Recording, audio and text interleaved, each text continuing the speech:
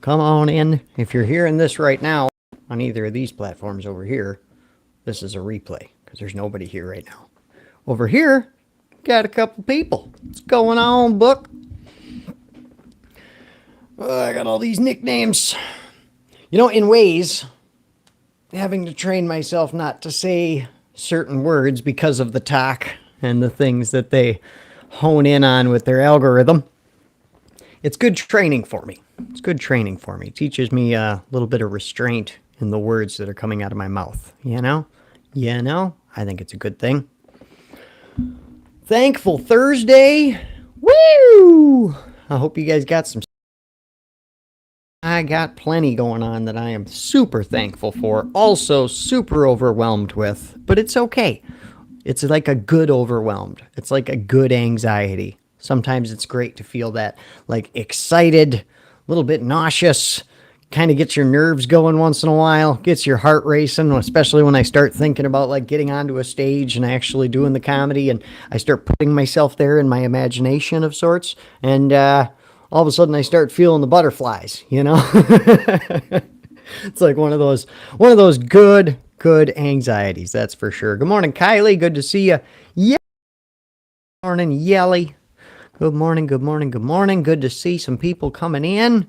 Thanks for stopping by this morning, guys. Anybody got something to be thankful for? Drop it in the comments.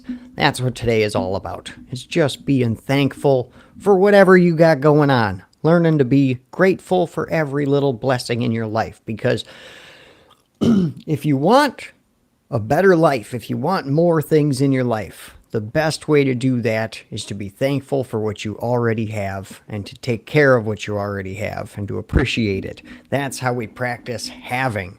Because if you're practicing wanting, then all you're going to do is want more. That's one thing about wanting is like you want better, and it's a hard balance. It's a hard balance in this recovery life to want more, but also appreciate what you have. So working forward, but also loving where you're at.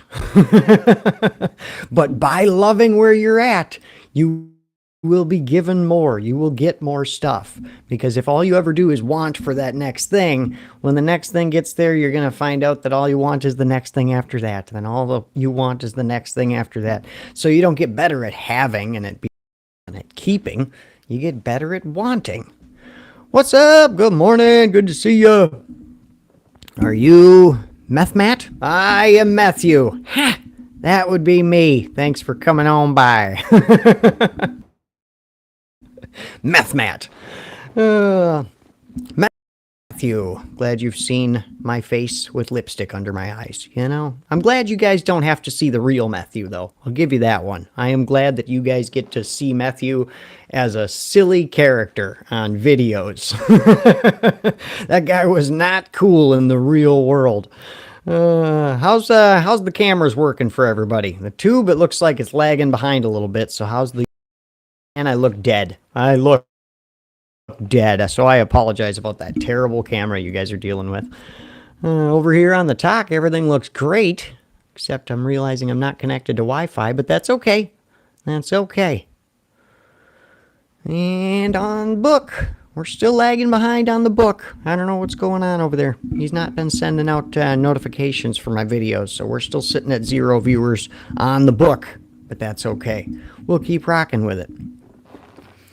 Oh, got my first paid comedy gig in the books. That I had to stumble through that. I got my first paid comedy gig in the books. Woo! Fresh to comedy. I'm not unfamiliar with being on a stage. Been doing the public speaker thing for 8 years now. But doing comedy as like my main outlet right now, fresh to that. So this is my first actual paid comedy gig at a bar and grill in the Northwoods where I'm originally from. So I get to go back to my old stomping grounds, tell some, and that's just awesome. That's awesome. I'm super excited for it. I'm pumped. So excited for you. Thanks, Kylie. I appreciate it. Yeah, it's going to be cool. Back up in the Northwoods, telling some jokes and seeing some folks. And I get like a whole hour of jokes. So I think I'm going to work it into it'll be like your regular run-of-the-mill comedy in there too, but I think it's going to be a lot of like telling my story in a comedic format, I think it's going to be really good. I think it's going to be really good. I'm excited for it. Nick, change want to goal and acquisition to accomplishment, and the narrative changes to a more positive direction. Ah, I got you. Right on, brother. What up? What I miss? Nothing. You're fresh to it. We are 5 minutes in. All you've missed is me sitting up here flapping my gums. It's Hannah. Oh, we got Hannah on the talk. We got Josh on the tube. Where's Lori on Facebook? I got nobody on the book. I got nobody over there. Good morning, Hannah. Good to see you. Morning, Josh. Good to see you, bro. Thanks for coming on by, guys. Yeah, we were just talking about my first comedy gig in the Northwoods. I can't call it my first comedy gig in the Northwoods because I've done comedy gigs in the Northwoods before. This is the first time somebody's been like, we want to give you money to come tell jokes. That's the first out of it. I'm excited for it. How have you been? Doing good. Slightly overwhelmed recently, but I'm doing good. I'm pushing through this overwhelmed, anxious, but it's like a fun anxiety. Like, excited for what's coming, but also a little bit of butterflies in the stomach. So it's cool. It's cool. And I got a lot of work to do because May 30th, I'm doing a poetry class here in Whitewater on May 30th for the Storytelling Festival in Whitewater. So that's total. I mean, that's still in my wheelhouse, but it's crazy to be shifting gears like that. Putting together a poetry class while also putting together a comedy bit. It's working two different areas of my brain at the same time right now, but I'm getting through it the best I can. I'm getting some notes on paper. I got a great plan for this poetry class in my head, and now I just got to take that plan that I see in my head and get it onto paper, and then get the knowledge and like learn a few more things, because I got the basics of what I want to teach, but I want to go in depth to some of these subjects that I'm touching on. So I got to do a little more research and learn a little bit more about them, you know? Morning, everyone. Morning, Josh. Good to see you, brother. Rodney, good to see you. Come on in, guys. Come on in. Good to see everybody. Oh, hey, we got somebody on the book. Woo! Did you get a notification, or did you just see me in your feed? That's the question. I'm wondering if Zuckerberg is out there sending out notifications or not. I feel like he's slacking these days. I feel like Zuckerberg is slacking on sending out those notifications. My mom popped into the video the other day, like 50 minutes into the video, and my mom shows up like I just got the notification. I'm like, 50 minutes late? 50 minutes before Zuckerberg sends out a notification that I'm live? And it's gotten worse and worse over the years. I've noticed it too as a follower of other people that make live videos. I get the notifications later and later too. Sometimes you get a notification, hey, so-and-so is live. You click the notification and the live video is already done. It's like, what the hell, man? Let's see. I only got a notification for Tube. Yeah, see? Zuckerberg, damn it, we're watching you over here, bro. Trying to hold you accountable for this crap. You know he's watching. You know he is in his, like, brain. He's just plugged himself into the book. Morning, Brian. Good to see you, brother. Come on in. Yeah, so end of the May 30th. End of May 30th. Yeah, at the end of May 30th, poetry class here in Whitewater. Just found out I'm going to be selling tickets for that, so watch out for me trying to throw tickets at you through these social media events and stuff. So I'm going to get some people to buy some tickets to come to my poetry class, and then comedy, no ticket sales for that. Northwoods, the In-Between Bar and Grill, Tony, Wisconsin, June 20th. I will be there. I get a whole hour to make people laugh. It's going to be great. Let's see. Approach life in addiction with a dark sense of humor, and a comedy set will be on fire. That's pretty much all you got to do, right? I love dark humor because dark humor is like, it's a wonderful middle ground for when you're not feeling so great. When life kind of sucks and you hate everything and everything's just crappy and you're looking at everything negatively. How in the hell are you supposed to go from that mindset to a happy mindset? Myself, I have found that dark humor is a wonderful way to transition, just to laugh at the nonsense of it, you know? It's a great way to get yourself to smile and laugh through the pain. Brian sending some tags out. Appreciate it, brother. Appreciate it. Got some people hopping on the talk. Good morning, everybody. Good morning. Come on in. You got anything to be thankful for? Of course, this is the place to talk about it. What's up? How are you? Greetings from Spain. Good to see you. Good to see you. Welcome. Greetings from Wisconsin. Excuse me. I apologize. I should have brought some coffee up with me. I got my coffee sitting down there. Whatever. We're getting through it, right? Uh-oh. Is it? Oh, there we go. No, we're good. We're good. Thought I was losing things on the tube. Holly, good morning. Good to see ya. Come on in and hang out with us. Anybody got any big life events or things you want to talk about? Stuff that's coming up, stuff that just happened, stuff that's happening right now. This is the place to bring it up. Go get the coffee, bro. Right? I should just go get the coffee. But, good to see you in my feed. Oh, good to see you, Kristen. Thanks for being here. Cool. I'm glad you seen me in your feed, because apparently notifications ain't going out this morning. So I'm glad some people are just randomly happening across this video. Yeah, I'm gonna go grab my coffee. Wait for me. If I come back, there should be more people here, right? I'll be right back.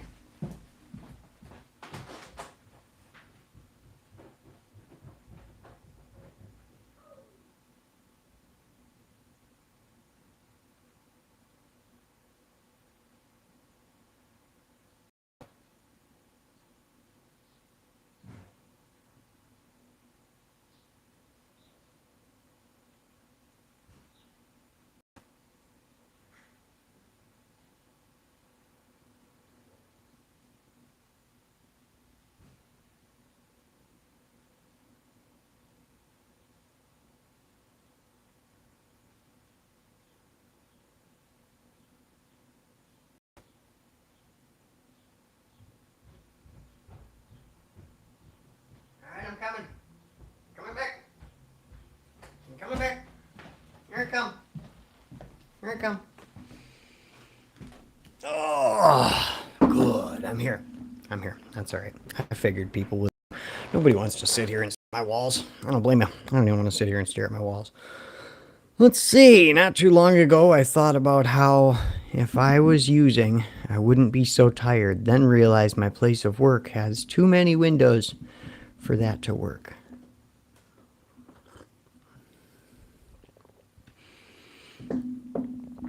It's because everybody would see you getting high. Is that the thing you're talking about? Or is it just because there's not enough blinds on those windows for you to peek out of? The problem with drugs isn't what they do initially. The problem with drugs is what they do long term, and even what they do on day 2, day 3, day 4, day 5. That's the problem with the drugs. The initial of what they do usually is quite fun, great, wonderful. But then the after effects, the side effects, the causality of it all starts to add up and takes you down.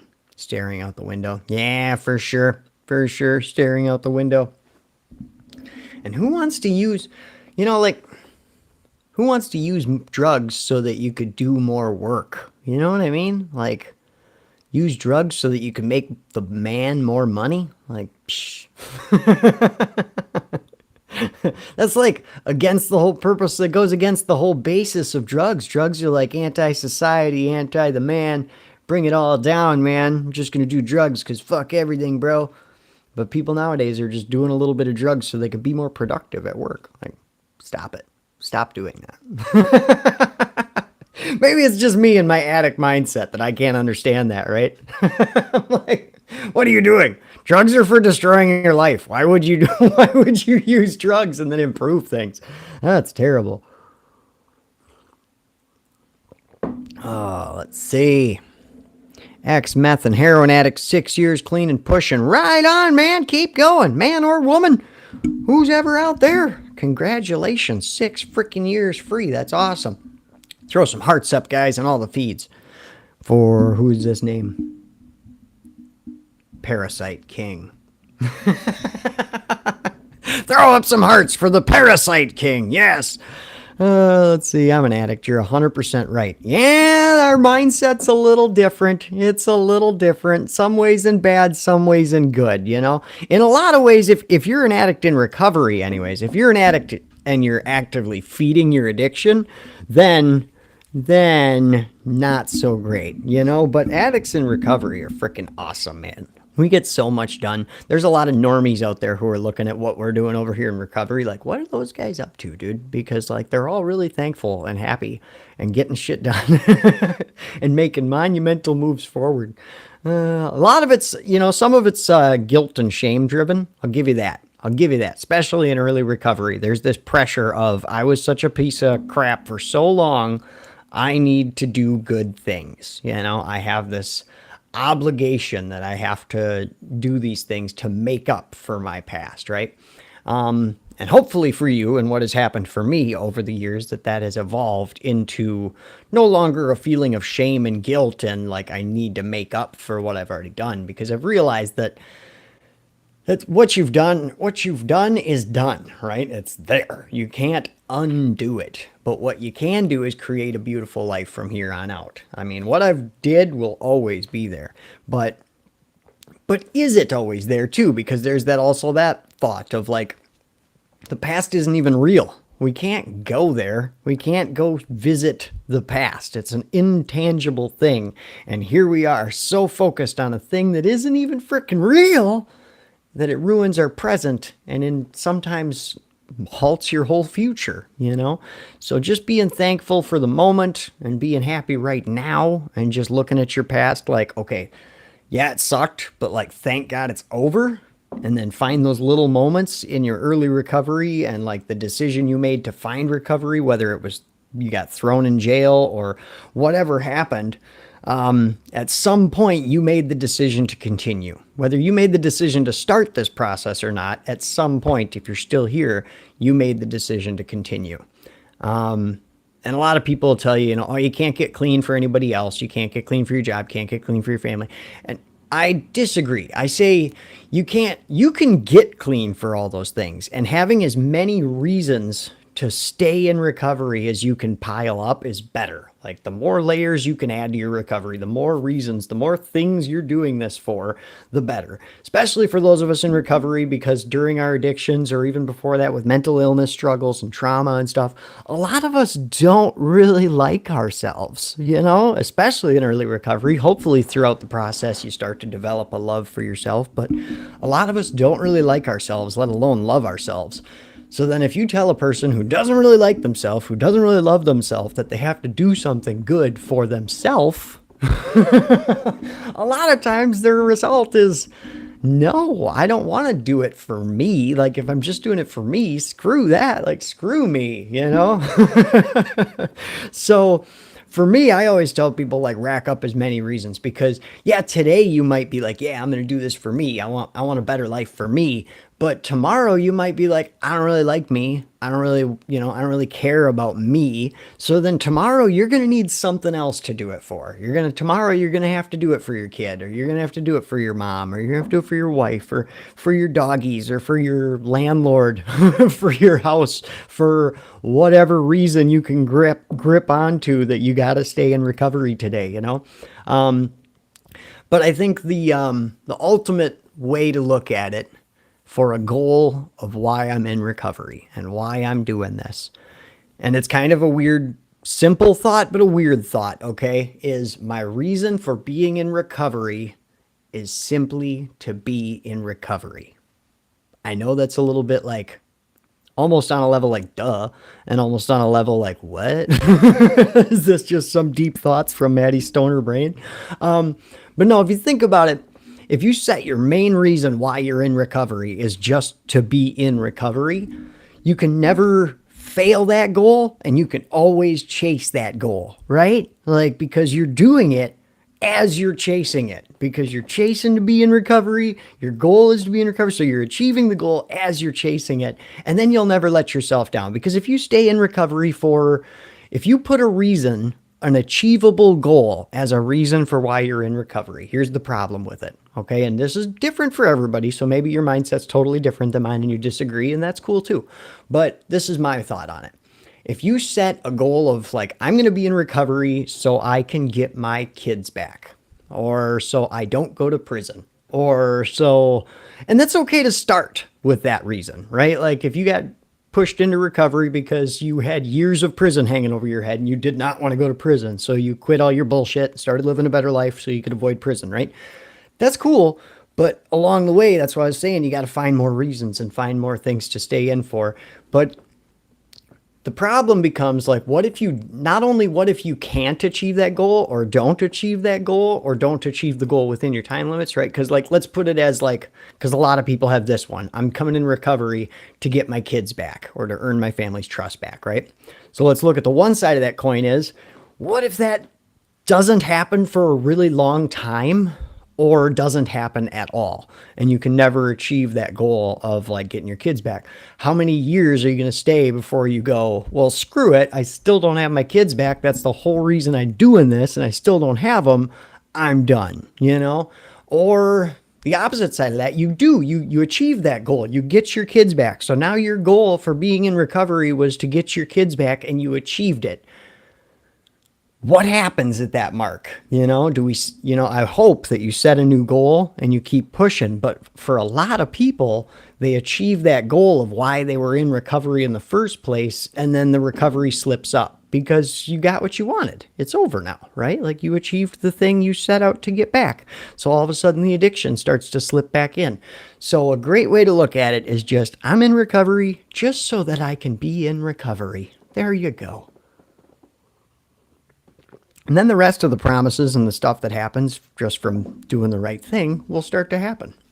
And you'll grow and you'll develop and you'll learn, and maybe you'll find God, maybe you'll meet the universe, maybe whatever way your higher power presents himself to you, and things just get better and better and better. But remember that we don't make an omelet without breaking a few eggs along the way.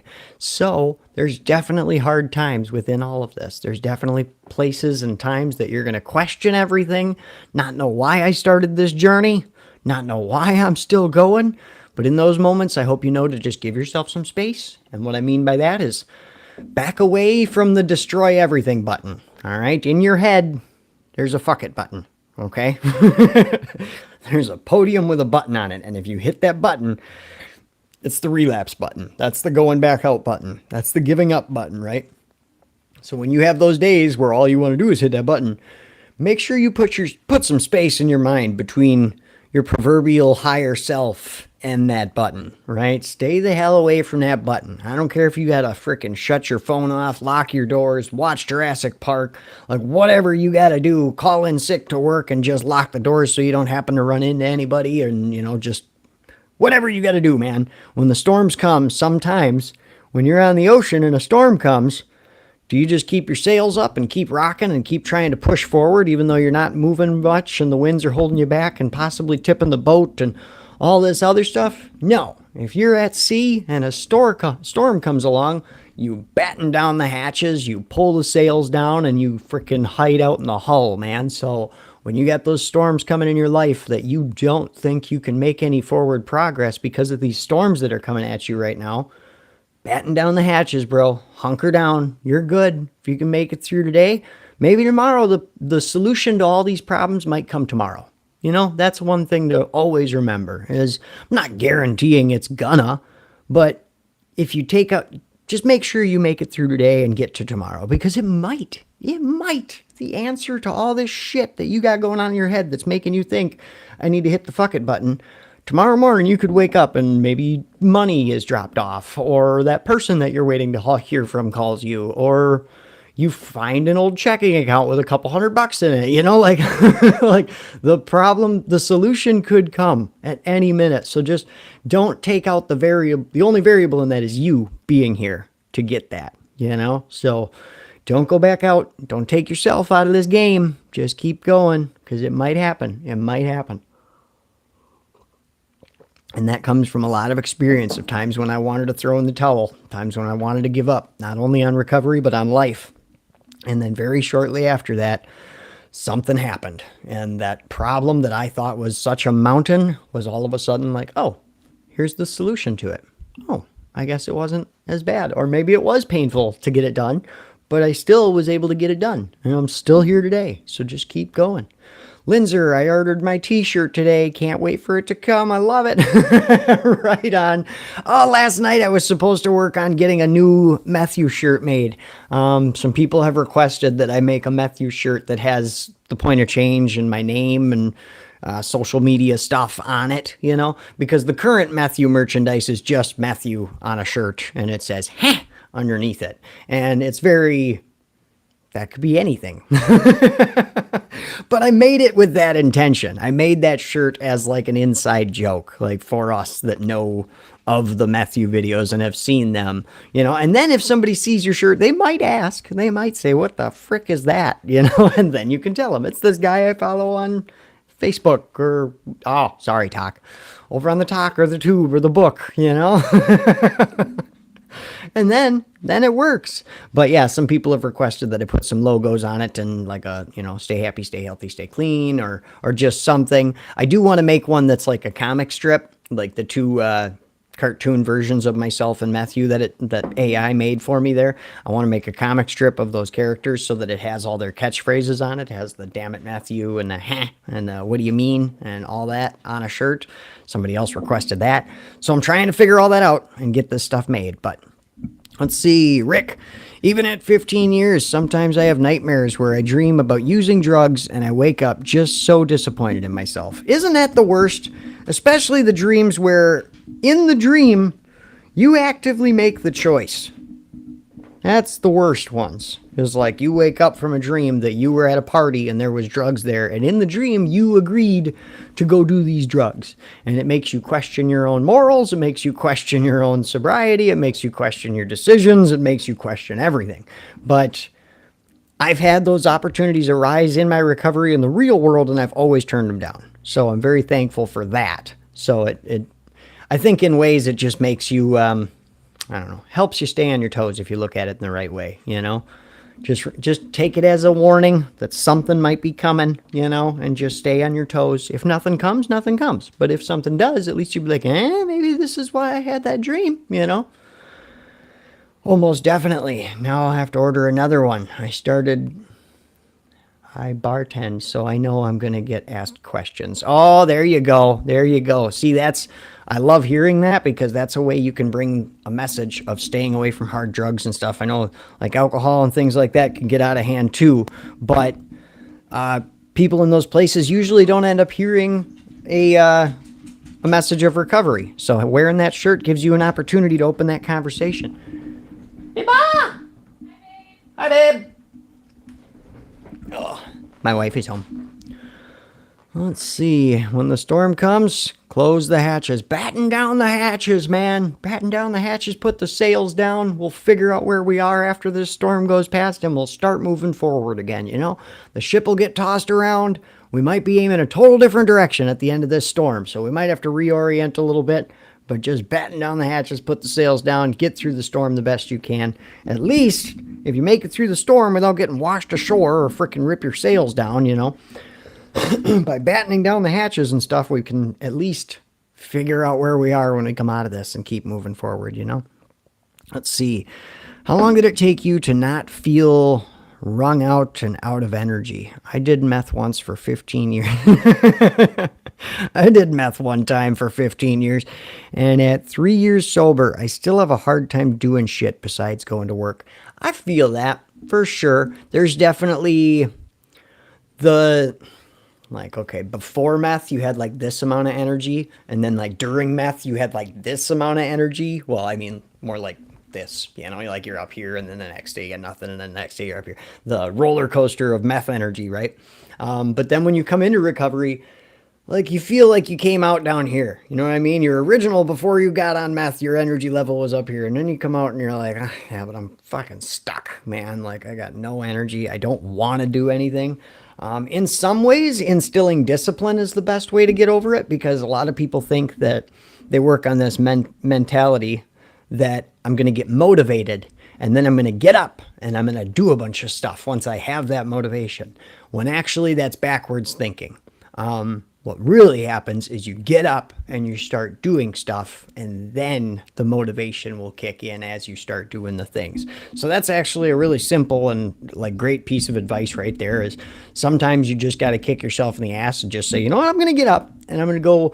A great brain hack that I learned years ago is to just do one thing, right? Like if you need to fold laundry, like just go fold one shirt. And watch what happens, because you'll get up there and you'll fold that one shirt, and then you'll go, especially if you have a little bit of ADHD, you're going to fold that one shirt and then you're going to go, well, I can't just fold one shirt. And then you're going to fold the next shirt and you're going to fold the next thing. And 15, 20, half hour later, you got the whole mountain folded and you're like, holy shit. So sometimes, most of the time, the action comes first and the motivation follows. And I can't guarantee that that's all meth addiction. I don't know how long did you say you were using? 15 years, right? So when we came into addiction, we were at this level of energy, like I was saying before. And then throughout, you have crazy amounts and crazy lacks of energy. And then you come out down here. Part of it is because you did drugs for years and it lowered your dopamine levels and rewired your brain and all that. So there is energy stuff you can work on, you know, breathing techniques, making sure you're eating right to get your endorphin levels and all that restored. There is work you can do on that stuff. But also just remember that that was 15 years ago when your energy levels were way up here. You know, we've gotten a little bit older. So cut yourself a little bit of slack on being a little more lethargic than you were before your addiction, because you went through 15 years of hell. So of course you're going to be a little more lethargic and a little colder and a little everything when you come out, because you went to war with yourself for 15 years, you know. Yeah, Rick says, I think that's just getting old too. Yeah, for sure. It's a mix. It's a mix. Let's see. How you doing today, Matt? I'm doing pretty good today. Doing pretty good. I went and got my license reinstated. Not reinstated. Well, I got my license renewed. And the new picture, I need a haircut. I need a haircut is what this comes down to. The difference between my last picture and this picture. And this morning when I was getting ready to go over there, like I didn't even dawn on me that they're probably going to take a picture of you that you're going to have to keep in your wallet for years. You know, didn't even think of that. Just went over there all bushy bearded and disheveled hair. As I'm walking up to the thing, I see her taking the lady in front of me. I see her take her to the side and take her picture. And all of a sudden it dawned on me. I was like, oh yeah, they're going to take a picture of me. I guess thank God I put my teeth in at least. So I'm in line, like taking my sunglasses off and getting my hair all messed up. And I'm like, my dad used to keep a comb, like a busted in half comb, and he kept it in his wallet like all the time, just for these kind of situations. And it was one of those moments where I was like, damn it, Dad was right. Always should have a comb in your back pocket, you know? But I did not do this good. Okay, right now I look like I just by doing that quick look, I look all right, right? Well, except over there on Facebook. I got something going on back here. But when I was at the DMV, now I got my picture. It looks a little more like this and a little poofy. And I look like a bushman. I look like a bushman in my new license photo, you guys. I should have dressed as Matthew. Oh, man. No, we're not doing that. Oh, there we go. Take that off of there. Yeah, so we got some paid speaking opportunities coming up here in the future. If ever I'm talking about these things and I do these, sometimes when I talk about what I do behind this microphone and I talk about even this, even making my videos and speaking on stages and doing comedy, sometimes I get this feeling like I'm a little too hoity-toity. You know what I mean? It's like, yes, I make videos online, and oh, I'm a motivational speaker, and oh, so sorry to, oh, all my problems. Oh, I can't wait to get my next paid speaking engagement. You know, I feel a little bit douchey about it. And I'm getting over that, okay? It's something I'm working on and have been working on for years. And I think it's just that mindset of having grown up working construction, and my dad was a truck driver and my mom was a waitress and all my brothers were in construction, and we've always been hardworking people. And then I have this itch, I have this longing, I have this urge to share my heart with the world and get out here and speak on stages and chase comedy. And it's just, I'm the black sheep of the family in that way. So I think in ways that's where I get that mindset of like, oh, you don't even work, you know? You don't even work and you get paid for it. Go stand on a stage and make your money. Oh, that's kind of weird, you know? So I'm getting through that. But if ever I'm up here talking about my stuff, please don't ever take it that way, that I'm like showing off about like being a public speaker or something. I'm just trying to let you guys know what I'm doing. And then also I have followers who want to do this too. So like it's good for you guys to see what it's like to literally just start out, you know, to say, hey, I want to go speak on stages. Hey, I want to be a comedian. And here's kind of the groundwork that I'm laying, and you guys get to witness it from ground zero of like, hey, here's this guy. He just started doing comedy. He's getting paid speaking engagements, blah, blah, blah. Like, so that's the main reason why I share all this stuff, is to let you guys know where I'm going to be. A lot of you guys want to hear where I'm going to be, so you could be there, you know? I don't know if I'm talking to you guys or if I'm talking to myself right now. Brian, my ID picture is 25 years old, back from my using days, all skinny and strung out. I get to change it in September. Wow, they've let you keep the same picture for 25 years? You catfishing son of a bitch, you. Brian's out here showing off his picture from 25 years ago. Hey, see, this is what I used to look like. Let's see. I just remember to be proud. You're chasing a dream and it's working. Amen. Thank you. Thank you. That's what I needed to hear. Try not to get too proud. Stay down here on the ground level, right? Don't get all up my own ass like some of these other social media creators. Let's see. Next gig is here in Augusta, bro. Set it up one day. Me saying this is going to work. One day, man. One day I will be selling out the Bulldog Stadium and I'll be down there. You never know. You never know. I am the first Matt Jablonsky, so we are going to see what Matt Jablonsky can do, right? I just remember, oh, I already read that one. Quit showing off. Right.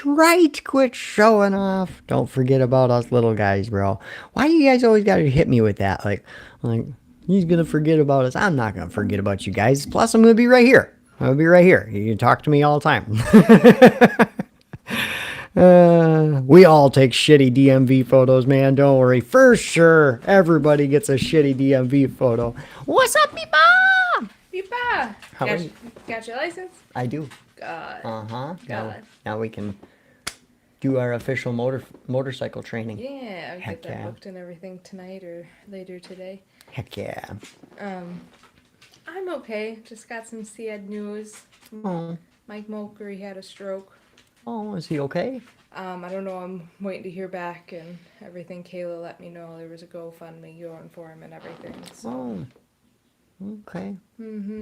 I called Mom, but she didn't answer, so not that she would really know. Yeah, she might know. She might. Where she works, she hears all the things.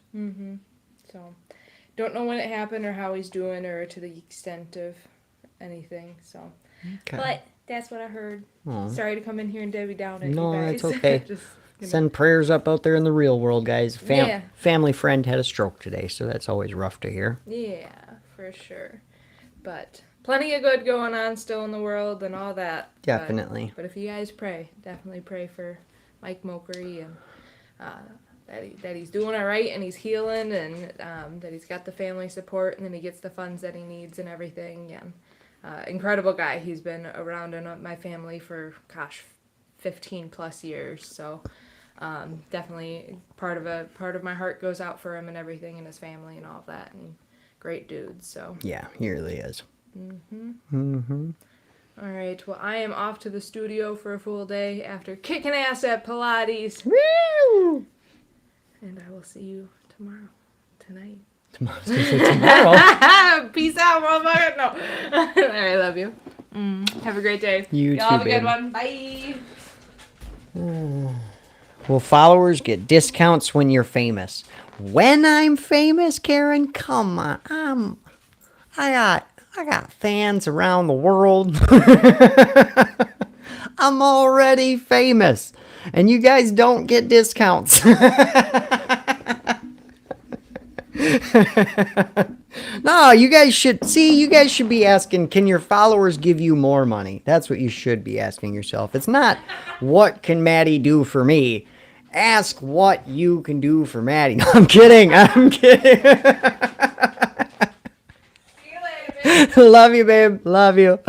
Let's see. All right, Matt and Matt's wife got to get back to vacationing. We're walking into Disneyland right now. There's about 1,000 people around me that can hear you. Woo! This guy just farted. Woo! Rick's got farts. Oh, yeah. All right. I'm done. Love you guys. Have a great day at Disneyland. Say hi to Mickey Mouse for me. Oh, if you see Deadpool, you go talk to Deadpool. You tell him I love him.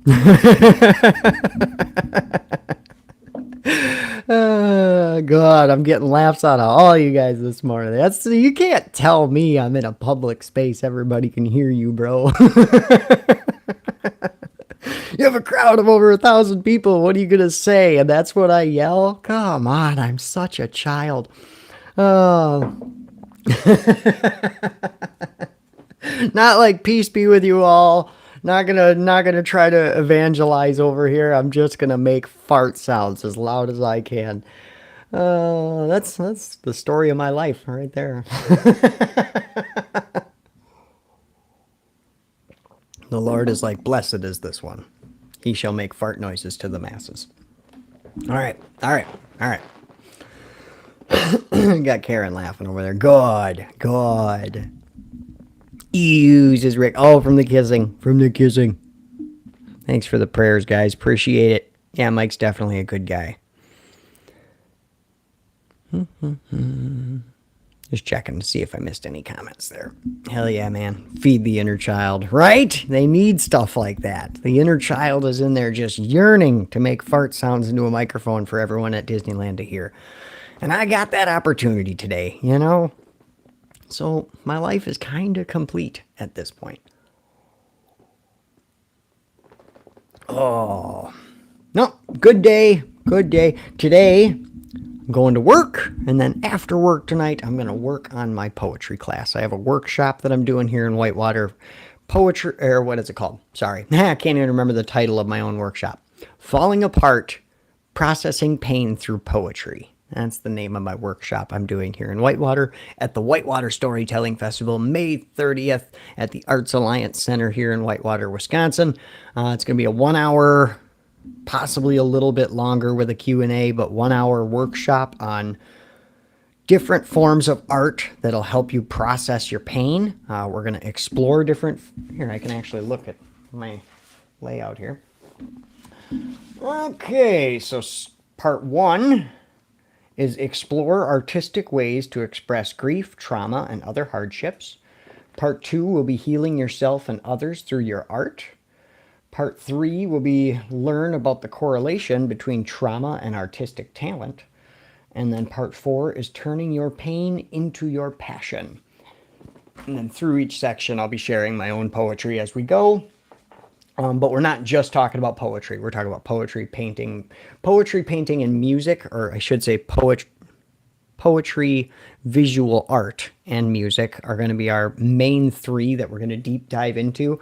But I am also going to have a whiteboard with me, and I'll ask my audience, like, if they know of any ways that, artistic ways to express your inner grief and things, and we'll make a whole list of different ways to do it. But then we're going to deep dive into those 3 subjects and talk about different people that use those art forms. We're going to talk about the correlations between trauma and talent. We're going to talk about how healing yourself through art can also heal others.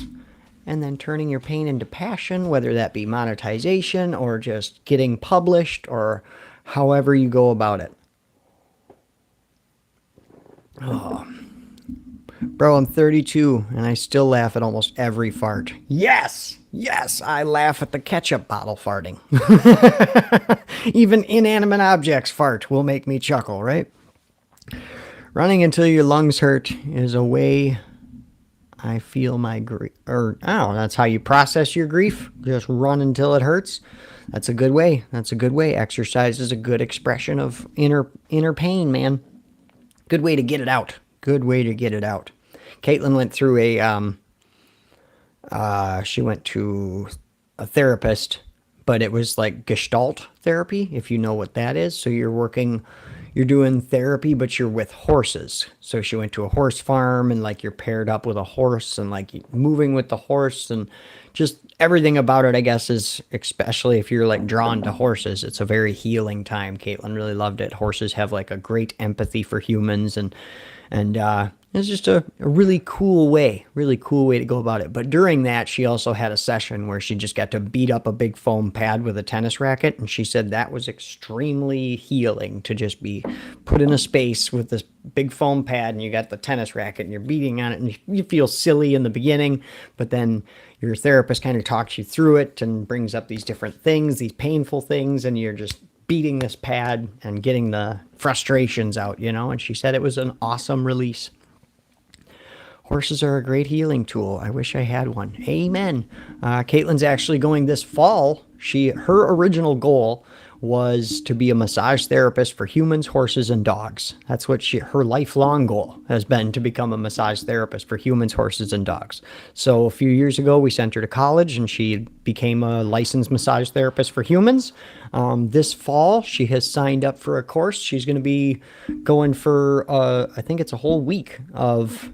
She's going to be a licensed horse massage therapist now after September. So then she'll be able to go to like farms and massage horses and stuff. And then the next step after that will be to get the canine certification. So she will literally be following her dreams. And it's kind of cool because like she's told me that like my talks with her and some of the stuff we talk about here and all this stuff is really what gave her the motivation to go to college and start pursuing her actual dream. And then her telling me that I motivated her to chase her dreams and turned around and motivated me to chase my dreams of comedy. So it's like this cycle of inspiration going on in our house right now, and it's great. She's a great woman. I love her. Me too. Let's see.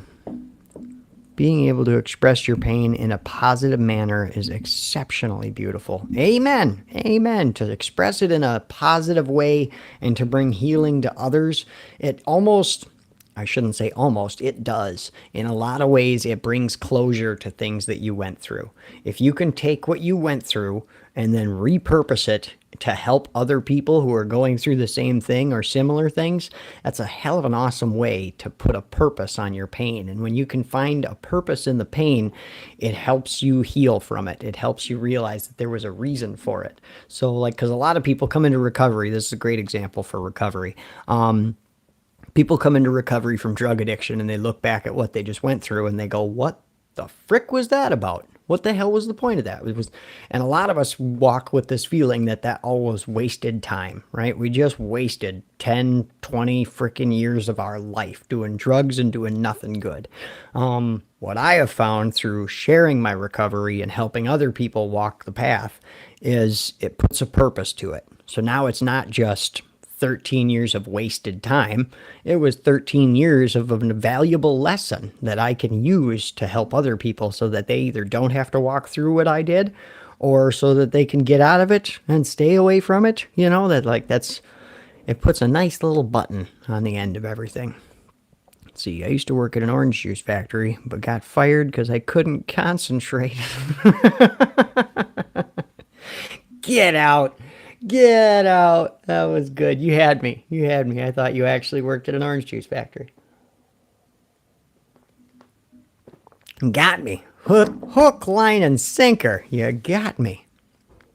You had one job. I like it.